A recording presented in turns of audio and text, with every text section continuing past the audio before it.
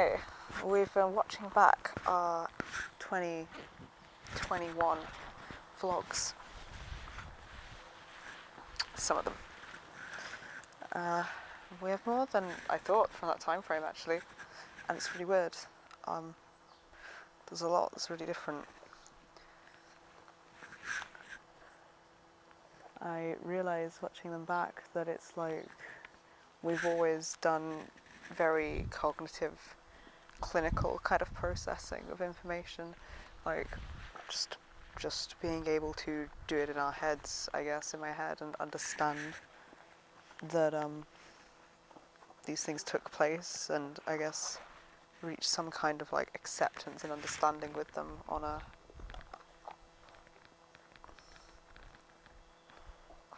sort of basic mental level, I guess. But I haven't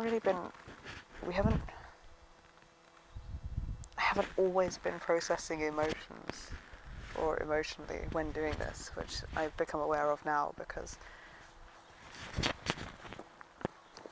we've been reviewing videos from like a really, really rough period of time.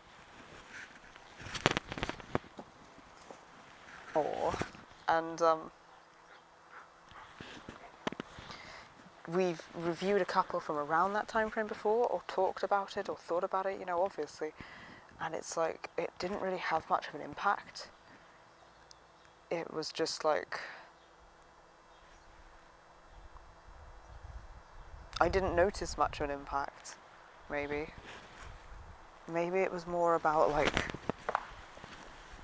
my connection to the body and my ability to feel. Maybe these emotions have always lived there and have always, hey good boy, responded this way to that period of time. And it's just only now that I notice and can feel it. Either way, it's suddenly like way more intense, and run. It takes a long time to digest just one video. I used to be able to watch a few in succession and like build the mental picture of what's happening at the time. But now, good dog, where's your good dog? We've watched one or two and I'm like spacing out, and he has to pull me back down from floating on the ceiling, totally dissociated, like no idea what I missed or what's going on. And then go over with me what happened in the video. A lot of it is like, a lot of it's rougher than I thought, or than I realised. I think I was fronting a lot more in those days, or at least in half of me. And that was back when my fronting for long periods of time wasn't really a good thing.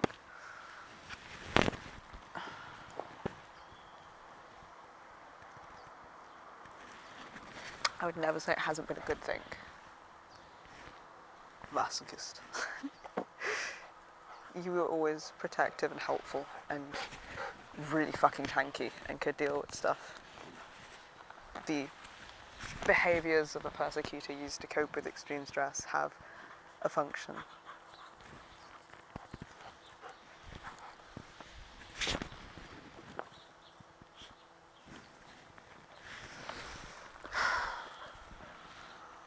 It's amazing to see, really. There's so much difference.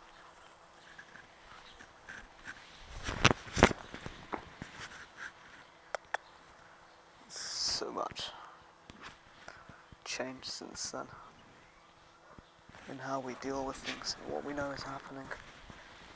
I think it starts around then, really. There's like videos from that time frame where we just watched 1, 2, where it was like, where we were having a bunch of revelations. And these videos have never been watched back either. I have no idea what lived there. I'm really excited actually to see that we recorded as many vlogs as we did, because we were still, cameras were still a trigger then, and cameras were still a trigger. We did not have the fighting through the insecurities that we have now. There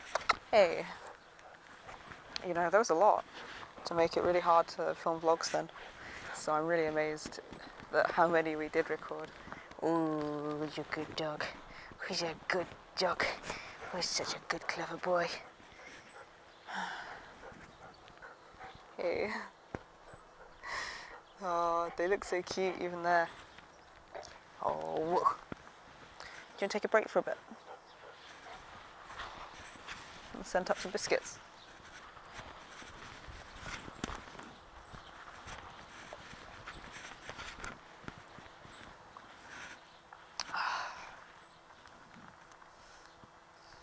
I'm really impressed with how many you recorded, especially there's like some really rough days and like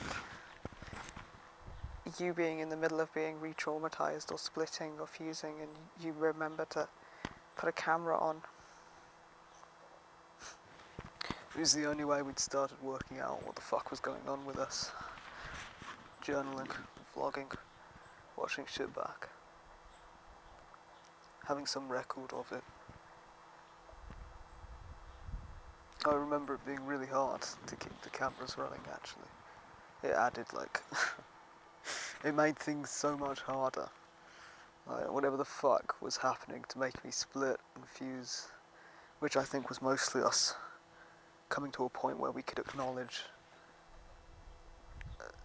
the repeated cycles that we'd run when dealing with people who treated us in an abusive way, but without really clocking that was happening.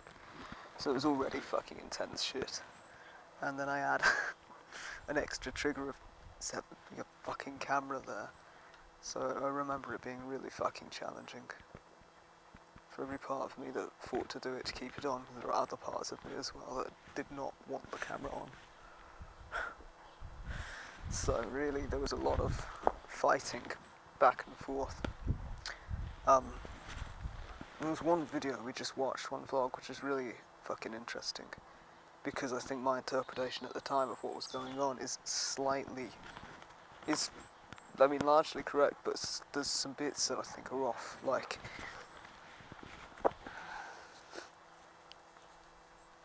I'm assuming that somebody in my subsystem is intentionally blocking my memory of what I want to talk about and stealing thoughts and affecting my emotions to make it harder to speak. I now think it's more likely that person was getting closer to the front and closer to me and were feeling distressed, and I was picking up on that instead of them affecting my emotions intentionally. I think that is how they were feeling, and I could feel it when they got closer. I think that the Jesse, leave that. Jess, good boy. I think that the memory stealing might have been because they didn't want it to be talked about, but it's not really like a deliberate thing that anyone does. It's just coming to the front with that panic of thinking you don't want something to be talked about, and tends to wipe someone's mind of what they're saying, which I'm guessing is defensive of DID anyway. Amazing how different our system ran then. Careful.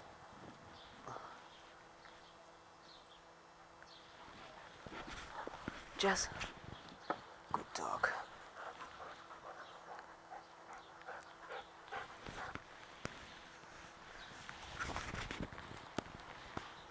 This thing's getting really hard to throw, it's fucked. I know. I know. Thanks for keeping me so well grounded. Playing with the dogs is a good idea as well. Being outside in the sunlight, moving the body, doing stuff. Definitely think this was a good plan. I have those quite often. No, you really do.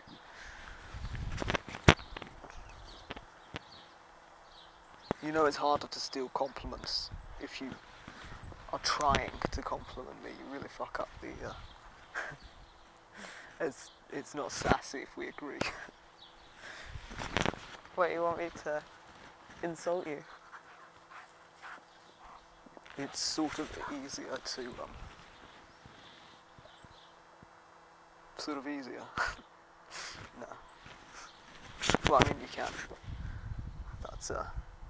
That's like back and forth sword play fun as far as I'm concerned, but you don't have to. Just, yeah.